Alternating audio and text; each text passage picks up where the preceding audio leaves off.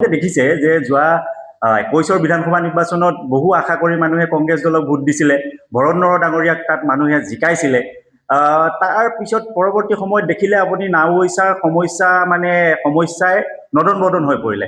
এটা বাট পথ সুচল নহয়। পুৰণা নাওবৈচাৰ সমষ্টি 368টা বাট পথৰ কাৰণে আমি আন্দোলন কৰিব লগা হৈছে। কৰোণাবাৰীত অখিল গগৈ ডাঙৰীয়াক আমি প্ৰায় 10,000 মানুহ গোটাই তাত বৃহৎ মানৱ শৃংখল কাৰ্যসূচী লোৱাৰ পিছত 3টা ৰাস্তা নাওবৈচাত বনাবলৈ তেওঁলোকে উদ্যোগ লৈছে বা বৰ্তমান শাসনাধিষ্ঠিত চৰকাৰে।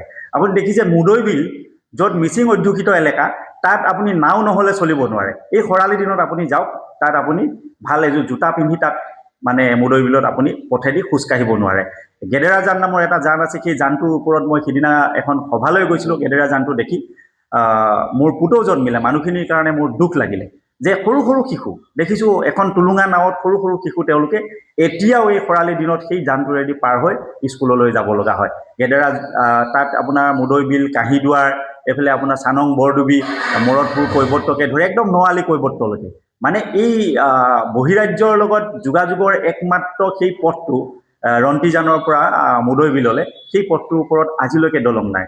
আমি সিদিনা এখন বাঁহৰ দলং তাত নিৰ্মাণ কৰি দিছিলোঁ। সেই বাঁহৰ দলঙৰ ওপৰেদি বাইক চাইকবিলাক এতিয়া অহা যোৱা কৰি আছে, মানুহে সেই বাঁহৰ দলংখন ব্যৱহাৰ কৰিছে। স্বাধীনোত্তৰ আজি প্ৰায় 80 বছৰ হ'বলৈ হ'ল, আজিলৈকে তাত এখন দলং নিৰ্মাণ নহ'ল। গতিকে ভৰত নৰহ ডাঙৰীয়ায়ো সেই মানুহবিলাকৰ যি মৰ্মবেদনা, সেই বেদনাবিলাক উপলব্ধি কৰা নাই। সেইকাৰণে আমি বাৰে বাৰে কৈছোঁ, তাত আমি গৈছোঁ, মানুহে কৈছে যে ৰাইজৰ কৰ কাটলেৰে তেওঁ দৰমহা লৈ আছে, আজি পৰ্যন্ত দৰমহা লৈ আছে। জিকাৰ পিছত ৰাইজৰ প্ৰতি দায়বদ্ধতা তেওঁ একো নাই। এই মানুহখিনি অভিভাৱকহীন। আপুনি যদি যায়, বাৰিষা দিনত আপুনি যদি যায়, দেখিব পথ নে পথাৰ একো ধৰিবকে নোৱাৰে। পথ আৰু পথাৰ একাকাৰ হৈ থাকে। খৰালিও যদি এজাক বৰষুণ হয়, আপুনি দেখিব পথৰ মাজত ডাঙৰ ডাঙৰ প্ৰকাণ্ড গাঁত। গতিকে তাত এনেকুৱা সমস্যা হৈ যায়। মই এদিন গৈছোঁ, তাতে মোৰ গাড়ীখন ৰখি গৈছে এটা গাঁতত, যাব পৰা নাই, লাগি ধৰিছে। কেইজনমান যুৱক আহি ঠেলিছে আৰু তেওঁলোকে মোক কৈছে যে দাদা, এই অংশটোতে এদিন এগৰাকী এম্বুলেন্সত লৈ অহা বোৱাৰীয়ে এইখিনিত প্ৰসৱ কৰিছে বুলি কৈছে।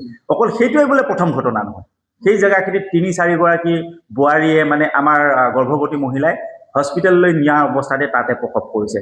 আপুনি বুঢ়া বৃদ্ধ বয়সৰ মানুহ তাত গাড়ীত যাব নোৱাৰে, কঁকালৰ বিষ হোৱাটো নিশ্চিত। এনেকুৱা ধৰণৰ দুৰৱস্থা তাত। এখন ভাল স্কুল নাই।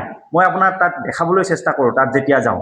মই যেতিয়া খনাচাপৰি মিচিং গাঁওখনলৈ যাওঁ, মিচিং গাঁওখনৰ যেতিয়া প্ৰাথমিক বিদ্যালয়খন, চৰকাৰী প্ৰাথমিক বিদ্যালয়খনৰ ওপৰত টিংপাত নাথাকে, বাৰিষা দিনত বা বৰষুণৰ সময়ত যেতিয়া আমাৰ মিচিং ল'ৰা ছোৱালীয়ে তাত পাঠ গ্ৰহণ কৰিব নোৱাৰে, যেতিয়া মই আমতলাৰ কৈৱৰ্ত গাঁৱলৈ যাওঁ, বালিগাঁও কৈৱৰ্ত গাঁৱলৈ যাওঁ, তাত যেতিয়া বালিগাঁও কৈৱৰ্ত প্ৰাথমিক বিদ্যালয়খন দেখি পাওঁ যে বাঁহেৰে গৰু ছাগলী কুকুৰ চব যেতিয়া বিদ্যালয়ত সোমাই থাকে, সৰু দুটা 12x14 দুটা ৰুমত যেতিয়া 6টাকৈ ক্লাছ তাত চলাব লগা হয়, তেতিয়াই আচলতে এই উন্নয়নৰ নগ্ন স্বৰূপটো মানে প্ৰকট হৈ পৰে।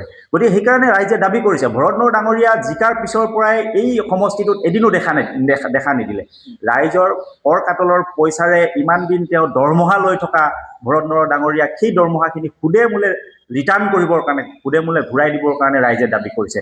সমান্তৰালভাৱে কংগ্ৰেছ দলৰ সন্মানীয় সভাপতি গৌৰৱ গগৈ ডাঙৰীয়াকো ৰাইজে আহ্বান জনাইছে যে তেওঁৰ দলৰ যিজন বিধায়ক, ভৰত নৰহ নামৰ যিজন বিধায়ক, এই বিধায়কজনক তেওঁ যে আজিলৈকে বৰ্খাস্ত কৰা নাই তেওঁ দলৰ পৰা, যে নিষ্ক্ৰিয়তাৰ কাৰণে তেওঁ ইয়াত নাওবৈচা মানুহৰ ভোট লৈ জিকি গৈ যে লণ্ডনত বহি আছে, আৰু লণ্ডনত বহি থকা বিধায়কজনৰ বিৰুদ্ধে যে এই দলটোৱে একো ধৰণৰ ব্যৱস্থা গ্ৰহণ কৰা নাই, তাৰ কাৰণে ৰাইজে মুক্তভাৱে আহ্বান জনাইছে যে গৌৰৱ গগৈ ডাঙৰীয়া, ভৰত নৰহ ডাঙৰীয়াক দুদিনৰ কাৰণে হ'লেও বৰ্খাস্ত কৰি আপোনাৰ নৈতিকতাৰ পৰিচয় দিয়ক বুলি তেওঁলোকে আহ্বান জনাইছে। এইটো মই কোৱা কথা নহয় আচলতে। আপোনালোকে গ্ৰাউণ্ড জিৰ'ত যাব, ৰাইজৰ মাজত সোমাব, দেখিব ৰাইজে সেই দাবী সজোৰে উত্থাপন কৰি আছে।